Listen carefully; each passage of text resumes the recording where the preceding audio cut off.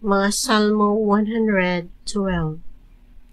Dayga ang Ginoo, bulahan ang tawo nga may kahadlok o pagtahod sa Ginoo ug malipayon nga buntuman sa iyang mga sugo. Ang mga anak sa taong matarong mahimong gamhanan sa ilang yuta.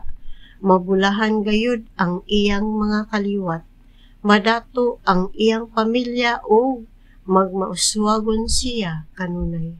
Ang kahayag mudanag sa kangit-ngit alang kanila nga mga maayo.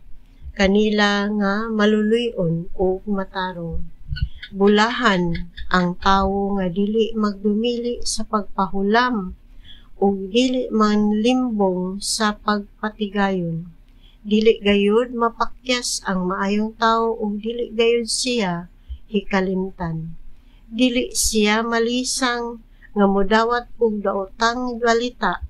Lig-on ang iyang pagtuo ug nagsalig siya sa Ginoo.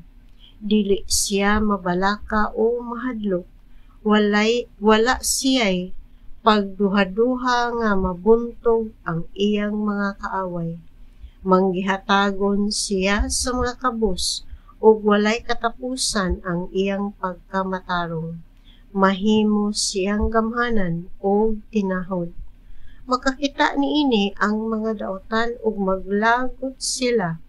Musilaob sila sa kasuko o mahanaw. Mawagtang ang ilang paglaom hangtod sa kahangturan.